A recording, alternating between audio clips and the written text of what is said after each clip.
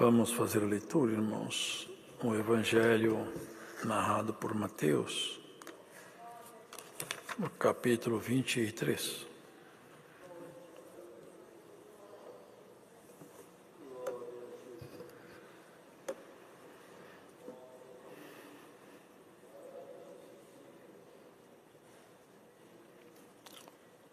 Então falou Jesus à multidão e aos seus discípulos, dizendo: Na cadeira de Moisés estão assentados os escribas e fariseus. Observai, pois, e praticai tudo o que vos disserem, mas não procedais em conformidade com as suas obras, porque dizem e não praticam. Pois atam fardos pesados e difíceis de suportar, e os põem aos ombros dos homens, mas eles, porém, nem com o dedo querem movê-los. E fazem todas as obras a fim de serem vistos pelos homens, pois trazem largos filactéricos e alargam as franjas dos seus vestidos, e amam os primeiros lugares nas ceias, e as primeiras cadeiras nas sinagogas, e as saudações nas praças, e os serem chamados pelos homens, Rabi, Rabi. Vós, porém, não querais ser chamados Rabi, porque um só é o vosso mestre, a saber, o Cristo, e todos vós sois irmãos. E a ninguém na terra chameis vosso Pai, porque um só é o vosso Pai, o qual está nos céus. Nem vos chameis mestres, porque um só é o vosso mestre, que é o Cristo. Porém, o maior dentre vós será vosso servo, e o que a si mesmo se exaltar será humilhado, e o que a si mesmo se humilhar será exaltado. Mas ai de vós, escribas e fariseus, hipócritas, pois que fechais aos homens o reino dos céus, e nem vós entrais, nem deixais entrar aos que estão entrando. Ai de vós, escribas e fariseus, hipócritas, pois que devorais as casas das viúvas sob pretexto de prolongadas orações. Por isso sofrereis mais rigoroso juízo. Ai de vós, escribas e fariseus hipócritas, pois que percorreis o mar e a terra para fazer um prosélito, e depois de os ter desfeito, o fazeis filho do inferno 2 vezes mais do que vós. Ai de vós, condutores cegos, pois que dizeis, qualquer que jurar pelo templo, isso nada é. Mas o que jurar pelo ouro do templo, esse é devedor. Insensatos e cegos, pois qual é maior, o ouro ou o templo que santifica o ouro? E aquele que jurar pelo altar, isto nada é. Mas aquele que jurar pela oferta que está sobre o altar, este é devedor. Insensatos e cegos, pois qual é maior, a oferta ou o altar que santifica a oferta? Portanto, o que jurar pelo altar, jura por ele e por tudo que sobre ele está. E o que jurar pelo templo, jura por ele e por aquele que nele habita. E o que jurar pelo céu, jura pelo trono de Deus e por aquele que está sentado nele. Ai de vós, escribas e fariseus hipócritas, pois que dizimais a hortelã, o endro e o cominho, e desprezais o mais importante da lei, o juízo, a misericórdia e a fé. Deveis, porém, fazer estas coisas, e não omitir aquelas, condutores cegos, que coais um mosquito e engolis um camelo. Ai de vós, escribas e fariseus hipócritas, pois que limpais o exterior do copo e do prato, mas o interior está cheio de rapina e de iniquidade. Fariseu cego, limpa primeiro o interior do copo e do prato, para que também o exterior fique limpo. Ai de vós, escribas e fariseus hipócritas, pois que sois semelhante aos sepulcros caiados, que por fora realmente parecem formosos, mas interiormente estão cheios de ossos de mortos e de toda sorte, de toda imundícia. Assim também vós, exteriormente pareceis justos aos homens, mas interiormente estáis cheios de hipocrisia e de iniquidade. Ai de vós, escribas e fariseus hipócritas, pois que edificais os sepulcros dos profetas e adornais os monumentos dos justos. E dizeis, se existíssemos no templo de nossos pais, nunca nos associaríamos com eles para derramar o sangue dos profetas. Assim, vós mesmos testificais que sois filhos dos que mataram os profetas. Enchei vós, pois, a medida de vossos pais, serpentes, raça de víboras, como escapareis da condenação do inferno? Portanto, eis que eu vos envio profetas, sábios e escribas, e a uns deles matareis e crucificareis, e a outros deles açoitareis nas vossas sinagogas, e os perseguireis de cidade em cidade, para que sobre vós caia todo o sangue justo, que foi derramado sobre a terra, desde o sangue de Abel, o justo, até o sangue de Zacarias, filho de Baraquias, que matastes entre o santuário e o altar. Em verdade vos digo que todas estas coisas hão de vir sobre esta geração. Jerusalém, Jerusalém, que mata os profetas e apedreja os que te são enviados. Quantas vezes quis eu ajuntar os teus filhos, como a galinha junta os seus pintos debaixo das asas, e tu não quiseste. Eis que a vossa casa vai ficar-vos deserta, porque eu vos digo que desde agora me não vereis mais, até que digais, bendito o que vem, em nome do Senhor. Amém.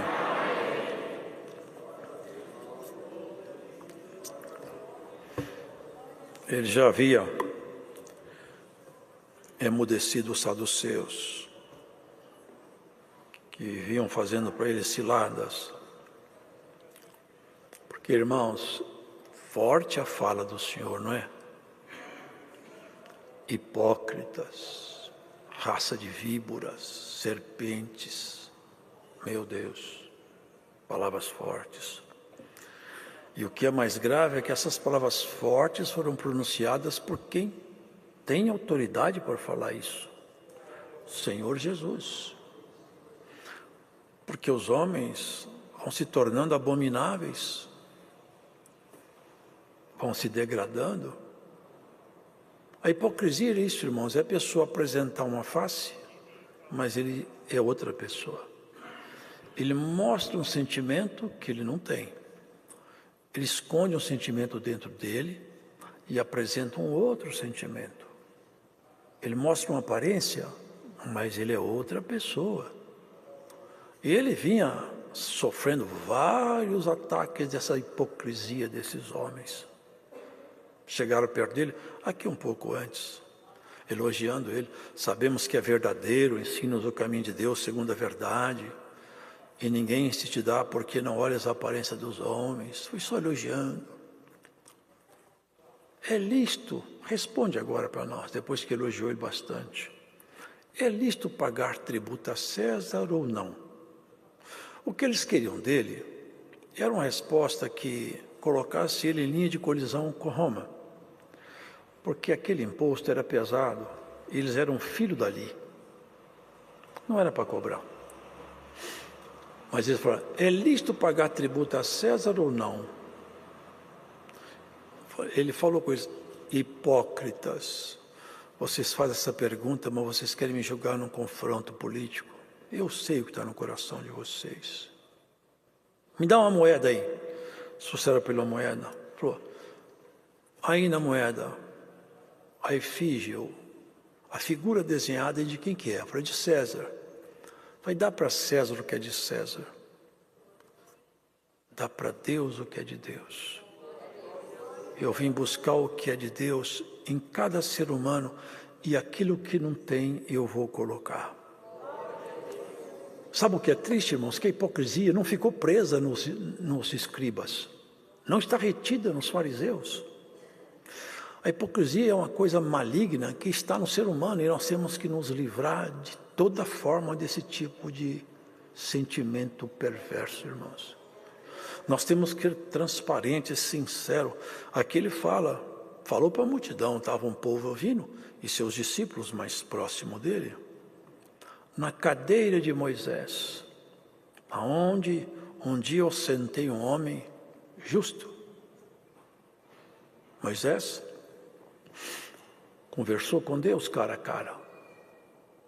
Deus falou, eu converso com Moisés cara a cara.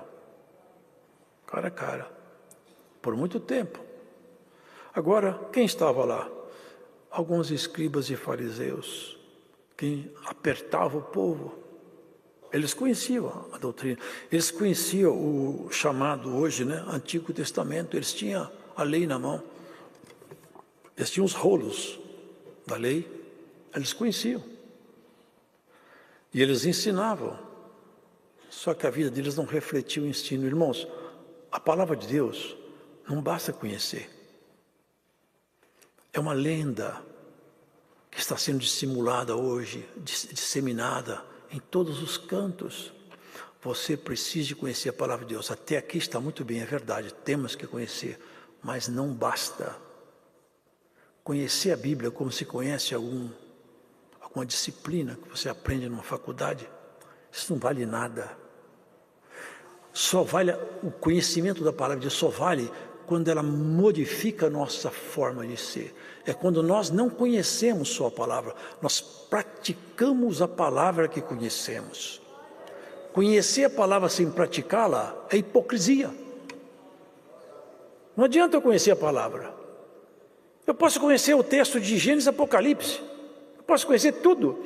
Se eu não for praticante da palavra, ela não tem nenhuma eficácia em mim. Para mim ela não serve nada. E é precisamente isso que acontecia com aqueles homens. Eles conheciam, eles ensinavam, mas eles não praticavam, eles eram hipócritas. Não pode fazer isso, hein? Você não adultera, hein? Que Deus não aceita adultério. Eles adulteravam. Vocês não roubam, mas eles roubavam. Vocês não mintam, mas eles mentiam. Isso tipo de religiosidade é uma religiosidade maldita.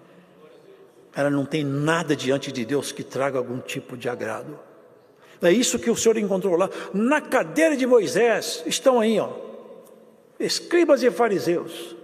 Façam as coisas que eles mandam, mas não imita a vida deles, não.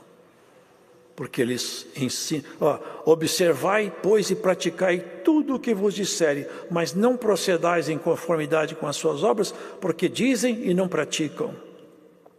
Põe fardo pesado nos ombros. Nós vemos hoje aí, irmãos, não estamos aqui diminuindo nenhuma denominação religiosa. Mas tem igrejas, irmão, que eles extraem tudo, vai tirando do povo tudo que tem, dinheiro, oferta, e vai tirando, vai pôr no fardo pesado, tem que fazer isso, tem que fazer aquilo, tem que subir no monte, se não orar no monte, Deus não escuta, e vai criando, irmãos, isso aqui, claro que naquele tempo era diferente, o fardo era outro, mas hoje nós vivemos a mesma coisa. Irmãos, religiosidade nunca honrou a Deus. A palavra de Deus, para honrar Deus, ela tem que entrar em nós e modificar a nossa estrutura. A palavra é tão forte, não procedais em conformidade com as suas obras, porque dizem e não praticam. Há pouco disso eu trouxe, vocês lembram? Quando ele foi procurar figo numa figueira, só tinha folha, falou, maldita sejas tu. Ali foi um anúncio. Nunca mais apareceu fruto espiritual dentro de Israel, depois que o Senhor Jesus foi embora. São quase 2000 anos. Nunca mais levantou um profeta lá. Nunca mais teve um vidente, como o Antigo Testamento chamava, alguém que anunciava as visões de Deus. Naquele tempo, no Antigo Testamento, o profeta era também chamado de vidente. É diferente do que se pratica hoje em algumas igrejas reencarnacionistas, não tem nada a ver com isso. Era o profeta, acabou. Estão lá lamentando a sorte, enterrando, todo dia, enterram oração lá no Muro das Lamentações, batendo no peito, chorando, clamando, fazendo ofertas, estão lá com novilha, estão com os talheres do novo templo que eles querem construir. Mas o templo, o Senhor já vem construindo desde que Ele passou por lá. E o templo que Ele está construindo é um templo diferente, não é feito com pedras. É esse templo aqui que Ele está construindo em cada um de nós, para o louvor do Teu nome. Eles mostraram para Jesus, olha que templo, olha que estrutura. O Senhor falou, não vai ficar pedra sobre pedra aí, que não seja derribada. E depois Ele falou, derriba esse templo em 3 dias, eu reedifico. Ele já não falava do templo de Salomão, ele falava de Jerusalém, ele falava do templo do seu corpo. Esse é o templo que ele está construindo. O homem e a mulher de Deus, ele pega a palavra, às vezes ele não sabe muita coisa, ele sabe pouco, mas o pouco que ele sabe, ele guarda. O pouquinho que você conhece, você é fiel. Isso vai te bastar. Vai ser suficiente para você. Ser fiel no pouco, porque no muito o Senhor vai te dar. Nós estamos aí, irmão, cheio de doutores. Sabe tudo. Critica tudo, tudo está errado. Ninguém está certo, só ele sabe tudo. Mas a vida com Deus não se resume em conhecimento. Ela se resume em prática de fé. Prática com obras. A fé tem que nos arrastar às obras. Senão não é fé. É isso que acontecia lá. E fazem todas as obras a fim de serem vistos. Eles gostavam de ser chamados de rabi, que quer dizer mestre. Ocupar o primeiro lugar nas festas. Eles usavam um vestido bem largo, com filatérico, com umas bolinhas na ponta, mostrando a sua idoneidade. Fazia oração assim no meio da rua. Quando eles jejuavam, eles desfiguravam a rua de tal maneira que todo mundo via que eles estavam fazendo jejum. Assim, ó, tudo que vocês estão fazendo só serve para vocês. Para mim, vocês já receberam o galardão de vocês. Vocês já estão sendo chamados de mestre. Vocês onde vão, vocês são aclamados. Uma hora ele falou assim, Deus procura os verdadeiros adoradores, que adoram a Deus em espírito e em verdade. Os verdadeiros adoradores, eles estão aqui, quando jejuam, não sai falando pelos 4 ventos que jejua. Quando faz uma obra com a mão esquerda, a mão direita não fica sabendo, não toca trombeta. É diferente de obra social, irmão. Obra social é assim, eu construo uma casa para alguém, chama uma TV, filmo, olha, o fulano de tal, organização tal, fez uma casa, olha que coisa, já recebeu o galardão já.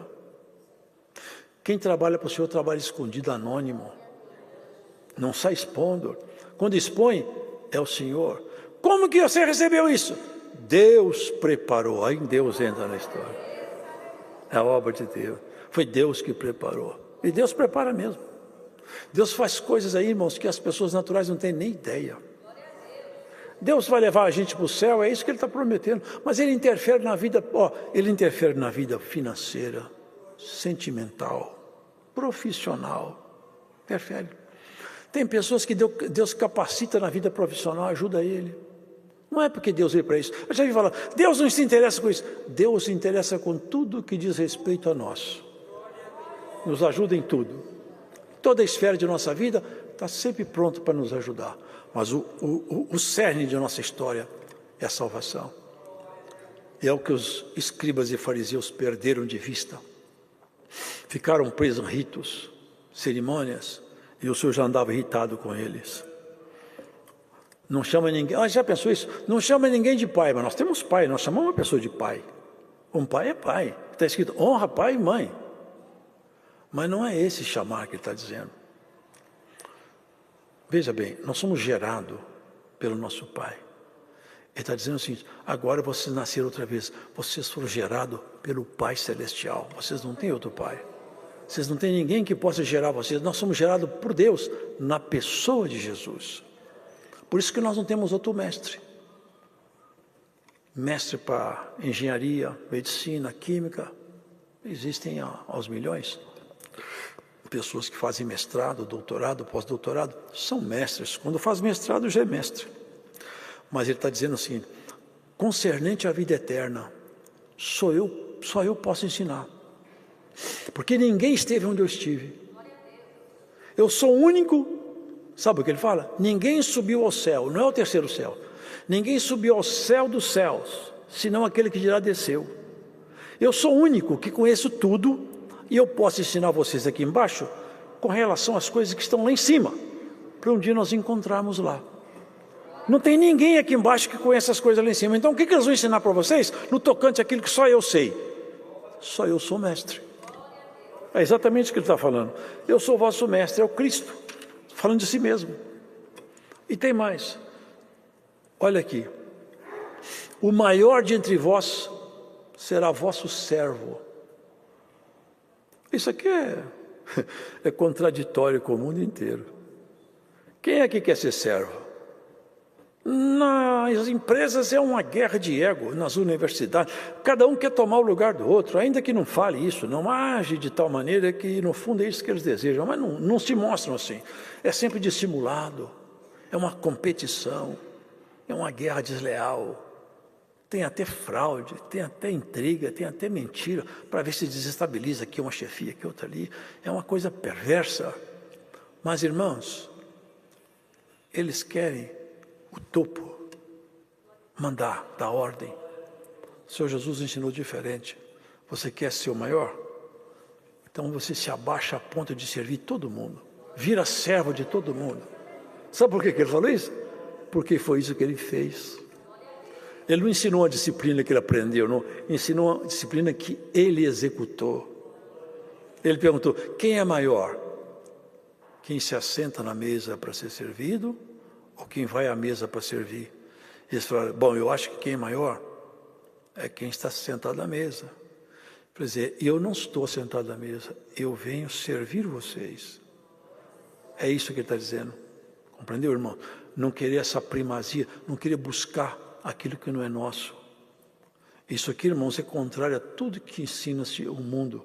Ainda que não fale abertamente, dissimuladamente é o que nós vemos no mundo sendo ensinado. Quem a si mesmo se exaltar será humilhado, e o que a si mesmo se humilhar será exaltado. Tem tantos exemplos bonitos na Escritura. Nós vemos pessoas que tentaram se exaltar e Deus abaixou. Pessoas que se abaixaram e Deus os levantou. É tudo diferente do mundo, irmão. Quantas vezes... E nas Escrituras tem uns exemplos tão lindos, irmão, tão lindos. Pessoas que estavam lá no fundo do poço, abaixado, humilhado. E o Senhor olhou para eles com um olhar de misericórdia e levantou. E tinha uns que estavam lá em cima, o Senhor abaixou. Herodes é um que estava lá em cima. Ali é uma dinastia, né? Tem aquele primeiro Herodes que tentou matar Jesus. É uma dinastia. E Herodes era bem grande. Um dia ele fez um discurso, eles falaram lá embaixo, isso não é palavra de homem, é palavra de Deus. Ele não deu glória a Deus, não, ele deu glória a ele mesmo. Ele foi ferido por Deus, morreu, todo tomado de bicho, abaixou-se, tentou ficar muito alto. O primeiro que tentou ficar muito alto, morava lá em cima. Morava lá em cima. Ele quis ser maior do que todo mundo, está escrito em Isaías, ó tu que disseste no teu coração, me assentaria acima das estrelas de Deus, eu te colocarei lá embaixo, te farei um monstro abominável diante dos olhos dos homens. Entre nós, que ninguém queira ser o maior. Pode ter certeza que você sendo pequenininha, é aí que Deus sempre te quis, é aí sempre que Deus vai te ajudar. Eu acho tão maravilhoso e tão profundo o que o Senhor fez com aquela mulher, que sempre só me traz a lembrança. Para mim, é o exemplo clássico que não vai morrer nunca. Não vai morrer nunca. Ela gritando, uma filha endemoniada, e o Senhor falou com ela, eu não vou poder resolver seu problema, porque eu vim dar comida para os filhos, e você não é filha, e eu não vou dar comida para cachorrinho. Vocês lembram disso aí? Aqui nós vemos um exemplo dos extremos. E ela se abaixou e falou, é verdade. Mas também tem uma coisa, Senhor. Quando o patrão está comendo e cai uns migalhas no chão, os cachorrinhos comem. O Senhor não pode deixar cair uma migalha no chão? Eu aceito que eu sou umas cachorrinhas, mas eu estou precisando só de uma migalhinha. Irmãos, é isso que está aqui, ó. Ai de vós, escribas e fariseus hipócritas. Tão triste isso aqui, ó. Pois fechais aos homens o reino dos céus. Fechais. Eles tinham a chave na mão. Ele podia abrir a porta. Sabe o que é a chave? É a palavra de Deus. Eles tinham na mão a chave. Vocês tinham a chave. Vocês tinham que conhecer em mim a autoridade divina. Vocês tinham que falar para esse povo: eis aqui o Cordeiro de Deus, como João falou. Não me sigam mais. Larguem cada um de nós. Vão seguir Jesus. Você sabe, a Escritura aponta. Os textos bíblicos mostram sobre minha chegada. Vocês não me reconhecem, vocês fecharam a porta, vocês não me aceitam. Chegaram a ponto de falar: ele tem demônio. Ele é samaritano e tem demônio. Olha que ponto que chegaram os homens que tinham a chave na mão. Mas os pequenininhos, os machucados pela vida, chamavam, gritavam: Jesus, filho de Davi, tem misericórdia de mim. E encontraram misericórdia. E você vai encontrar misericórdia de Deus todas as vezes que você chamar por Ele. Porque o Senhor procura aqueles que têm o coração quebrantado e não se engrandece diante de si mesmo, nem diante de Deus. Tinha a chave na mão. Não entraram. Mas o que é mais triste, que não deixaram os que estavam para entrar. Estava segurando eles na porta. Eles falaram: esse não é de Deus. Não é de Deus, esse homem não é de Deus. Eles tinham escribas como quem tinha informação, se recuavam. Aqui, ai de vós, escribas e fariseus hipócritas, pois que fechais aos homens o reino dos céus, e nem vós entrais, nem deixais entrar aos que estão entrando. Eles já estão me ouvindo, você põe eles para fora. Vocês falam que eu não sou de Deus, vocês reprovam minhas obras. Uma vez ele falou: por qual das minhas obras vocês querem me matar? Fala comigo. Qual obra que eu fiz que justifica esse ódio de vocês contra mim? Falem. Eles não tinham obra para falar. Não é por causa de nenhuma obra. Por causa de quem então? É porque você, sendo homem, se faz filho de Deus. Mas ele tinha o testemunho de filho de Deus. Ele curava cego de nascença, leprosos, ressuscitava mortos e, sobretudo, ele perdoava pecados. Ele tinha credencial de filho de Deus. Ai de vós, escribas e fariseus hipócritas, pois que devorais as casas da viúva sob pretexto de prolongadas orações. Aqui vem, irmão, o explorar da igreja. Explorar, tentar extorquir o povo com dinheiro, com oferta, com tantas coisas. Quantos que vivem debaixo de julgo assim? O salário medido, mal consegue pagar as contas. Tem dízimo, tem não sei mais o que, mas o 14º dízimo, é tanta oferta. Irmãos, aqui a palavra de Deus faz isso aqui. Não estamos condenando dízimo. A igreja que quiser cobrar dízimo, isso aqui nós não estamos condenando. Estamos condenando aqui, irmão, a congregação não cobra. Mas não se trata disso. É dos excessos, irmãos. É dos excessos. É empobrecer uma viúva para ficar mais rico. É isso que está sendo reprovado aqui. Ai de vós, escribas e fariseus hipócritas, pois que percorreis o mar e a terra para fazer um prosélito. Sabe o que é prosélito? Prosélito é um novo convertido. Vocês convertem alguém para a religião judaica. Depois que ele vira crente na religião judaica, eles observam vocês, eles ficam pior do que vocês.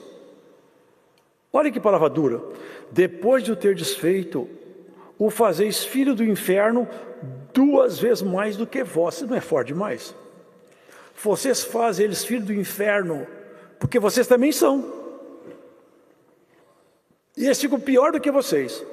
Porque chegam aqui, vocês chegaram aqui, já chegaram aprendendo coisas mais ajustadas. Agora estão chegando agora, eles estão aprendendo, vendo o jeito de vocês viverem, eles estão pior do que vocês. Filho do inferno. Meu Deus, que peso, que palavra pesada. Condutores cegos, pois que dizeis, qualquer que jurar pelo templo, isso nada é. Aqui vem o apreço, a riqueza, a aparência. Quem jura pelo templo, não tem muito problema. Mas quem jurar pelo ouro do templo é devedor. Olha que troca de valores. Olha que mudança de valores. O templo, ali nós estamos falando do templo de Salomão, que era o templo de Jerusalém nessa altura. Ali é onde Deus habitava, por assim dizer. É onde o judeu ia adorar Deus. É onde Deus deveria estar presente. Pelo menos ali encontraria eco às orações dos judeus. Vocês não dão valor ao templo. É o lugar onde Deus escolheu para se manifestar seu povo. Agora vocês olham, é o ouro do templo. Vocês percebem isso aqui? Como que o ser humano vai trocando os valores, vai fazendo uma mudança na escala de valores deles? Insensatos e cegos. Quem que é maior, o ouro ou o templo que santifica o ouro?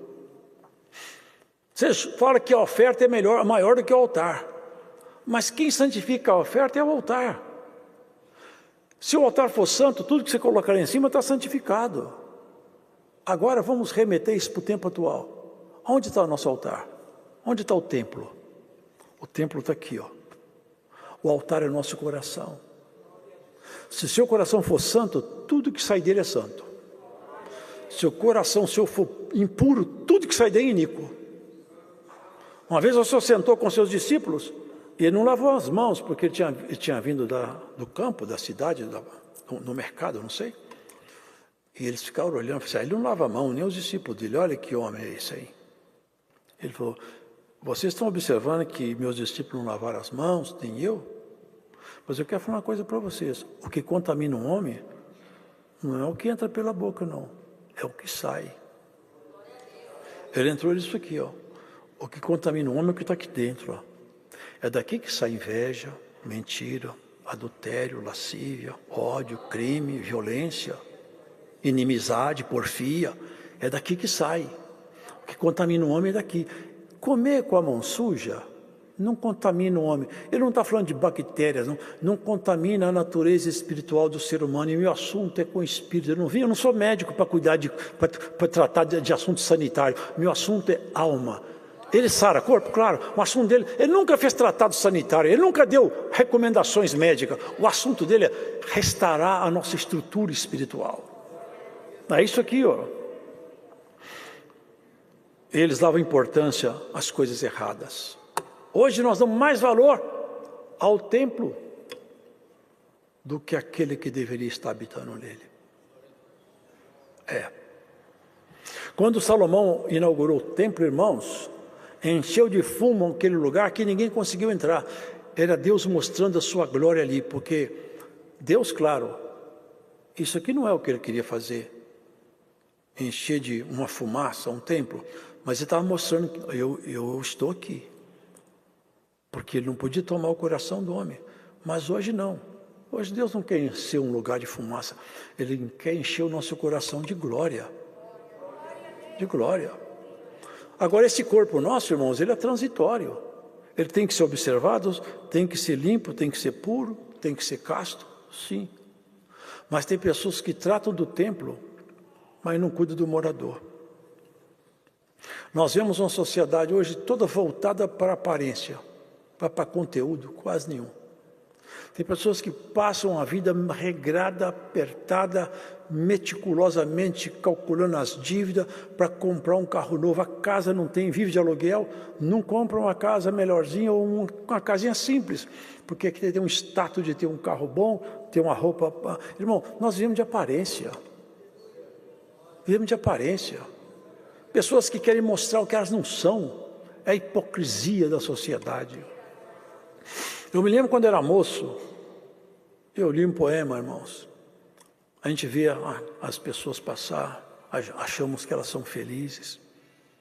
Eu lembro que eu li um poema, ele falava assim, se pudesse o espírito que chora ver por intermédio da máscara da face, se tudo que punge, se tudo que devora o coração no rosto se estampasse, quanta gente que inveja agora nos causa, piedade então nos causasse.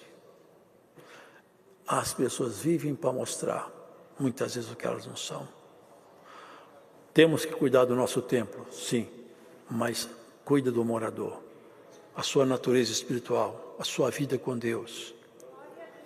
As academias, aí, toda academia ginástica, é cirurgia plástica, é botox, eu não sei mais o que, é procura da aparência, tem que fazer cirurgia, tem que fazer aquilo, tem que dar um retoque aqui, tem que dar um retoque ali. Mas olha, chega em casa, não ora, não tem vida com Deus, não chama os filhos para orar, faz um botox no seu espírito aí, ó. Faz uma plástica na sua performance diante de Deus.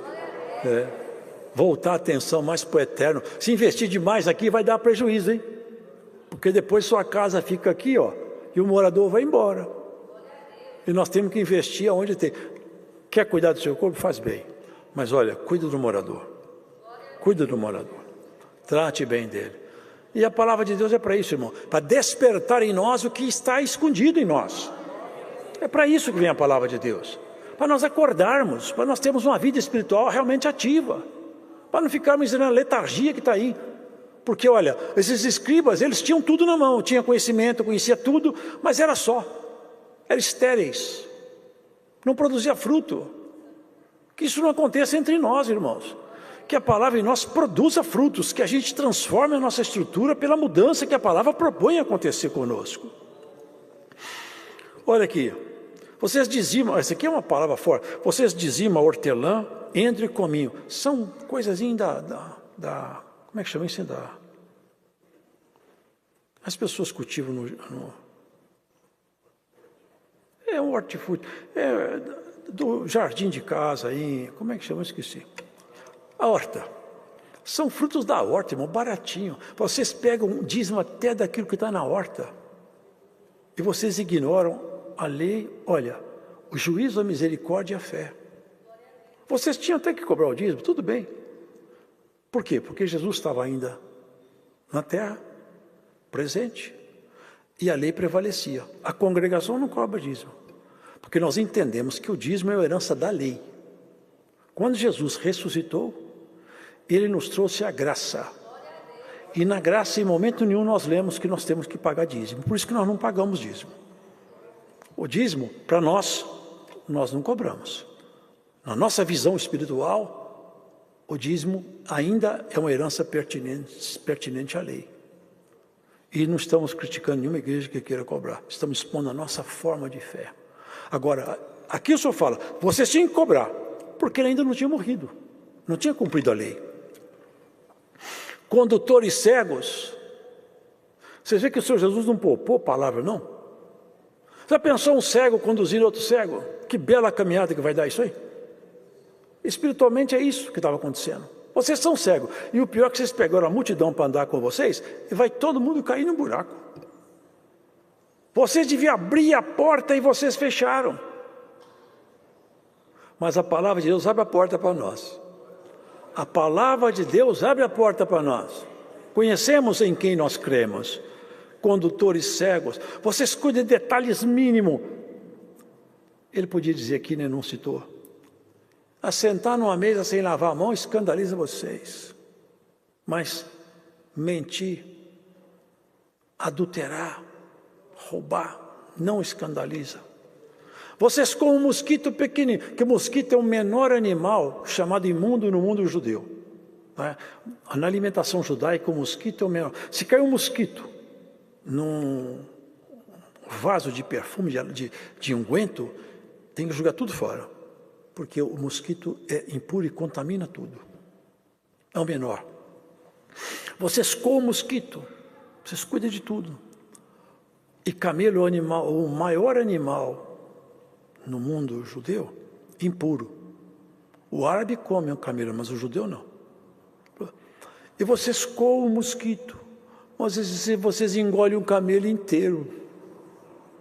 Vocês cuidam de pequenos detalhes, mas as coisas, vocês cobram dízimo de hortelã, de arruda, e vocês não praticam, olha aqui, ó, vocês não praticam juízo, misericórdia, nem têm fé de verdade.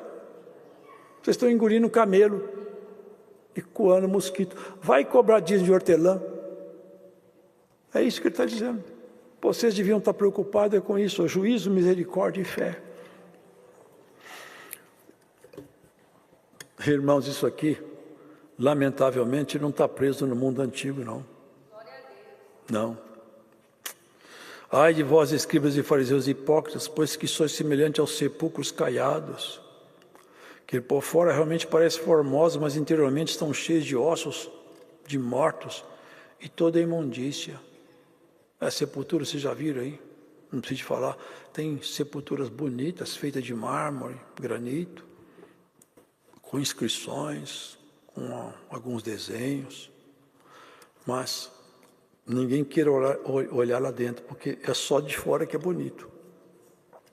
O Senhor falou, vocês parecem bonitos, que ninguém consegue olhar vocês por dentro, mas eu olho. E olhando vocês por dentro, eu só vejo coisa imunda dentro de vocês. É muito pesado isso aqui. Assim também vós exteriormente pareceis justos aos homens. Todo mundo acha vocês justos, mas interiormente estão cheios de hipocrisia e de iniquidade.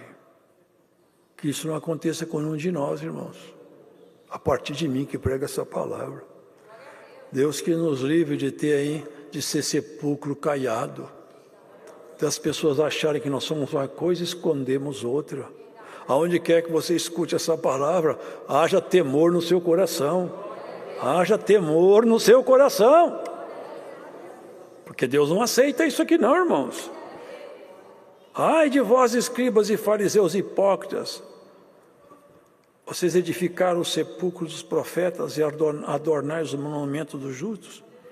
Mas se nós estivéssemos vivos no tempo de nossos pais, nós não aceitaríamos essas coisas. Vocês confessam que esses que mataram esses profetas eram seus pais. Serpentes. Vocês já pensaram essas palavras, irmãos? Serpentes, raça de víboras. Como escapareis da condenação do inferno? Vocês estão percebendo que quem pratica essas coisas aqui, o Senhor está dizendo que não vai escapar do inferno? Portanto, eis que vos envio profetas, sábios e escribas. E a uns deles matareis e crucificareis, e a outros deles açoitareis nas vossas sinagogas, e os perseguireis de cidade em cidade. Mas tudo isso para que recaia sobre vocês, para encher a medida. Você sabe que nós temos que encher a medida? Cada ser humano tem uma medida para ser cheia, de coisa má e de coisa boa. O crente tem uma medida para ser enchida de coisa boa. E a pessoa iníqua tem uma medida para ser cheia de coisas má. Porque vai chegar no final da vida de cada um, o ser humano estará cheio da sua medida. Cheio de iniquidade ou cheio de valores cristãos. Essa é a proposta do Senhor. Não vai acontecer de chegar no dia de juízo, no tribunal de Cristo, ter dúvida, será que esse vai para o inferno ou para o céu? Bom, ele fez tanta coisa, teve fé, mas teve esse problema aqui e ali. Não vai ter dúvida não, no tribunal de Cristo é clara a separação de salvo e condenados. Vai ser muito claro isso aqui. E ele faz um lamento. Jerusalém, Jerusalém, que lamento. Jerusalém, Jerusalém, que mata os profetas e apedreja os que te são enviados. Quantas vezes quis eu ajuntar os teus filhos como a galinha ajunta os seus pintos debaixo das asas, e tu não o quisestes. Eis que a vossa casa vai ficar-vos deserta. Você sabe a história, não preciso falar detalhe. No ano de 70, Jerusalém foi totalmente destruída. Quase 1900 anos passaram. Os judeus esconderam pelos cantos, expulsos da Europa, e vieram para o continente novo, se esconderam aqui para o Brasil, para a Argentina, procurado por todos os cantos, perseguido. Lá na Alemanha, só Hitler matou 2 milhões no gueto de Varsóvia. Irmãos, uma perseguição implacável. A vossa casa vai ficar deserta, vai custar caro para vocês isso aqui. E fala mais, desde agora vocês não vão me ver mais. Até que digais, até que, há uma data aqui, digais bendito que vem em nome do Senhor. Vocês não vão me ver mais, mas quando apertar bem as coisas, quando as coisas estiverem bem aflitivas demais, o Senhor vai voltar. E o judeu, fiel à lei, vivo ou morto, vai olhar para Jesus e vai confessar: esse é o meu Redentor, esse é o Messias que eu sempre esperei, e Ele é em quem eu creio. Sabe o que está escrito em Romanos? Assim está escrito: olha, nós que somos gentios, gentio quer dizer não judeu, nós somos colocados numa videira, numa oliveira, numa enxertia. Nós não éramos ramos originais. Se eu quebrei os ramos originais, tirei e coloquei vocês. Porque eles não acreditaram em mim, eu rejeitei eles e enxertei vocês. Nós somos enxertados em Cristo. Agora, veja bem, eles não me aceitaram, ficaram na desobediência. Vocês eram desobedientes, me aceitaram, eu aceitei vocês. Mas se eles me aceitarem, eu pego e enxerto eles outra vez aqui. Ora, eu usei de misericórdia com vocês, eu vou usar de misericórdia com eles. É isso que ele anuncia. Eu nunca mais volto aqui, até que vocês aprendam a dizer: bendito aquele que vem em nome do Senhor. Mas nós dizemos hoje mesmo: bendito é aquele que vem em nome do Senhor. Bendito seja Jesus Cristo que já veio e permanecerá conosco até o final de nossa jornada. Nós haveremos nos encontrar, judeus e gentios. Jesus, quando subiu à cruz, ele quebrou uma parede que separava judeu de gentio. Só os judeus tinham a palavra. Ele derrubou a parede no chão. E dos dois povos ele fez um, que é a igreja. E esse povo vai fazer parte na volta do Senhor Jesus. Até lá, restam guerras e tempos trabalhosos. Infeliz do ser humano que rejeita Jesus. Para esse tal, não há mais chance. Só dias sombrios, só trevas, só lamentos. Feliz é o homem e a mulher que tem Jesus como seu pastor. Porque por mais que sejam difíceis os dias, Cristo sempre tem uma saída para nós. Deus seja louvado. Oremos, vamos agradecer a Deus em oração.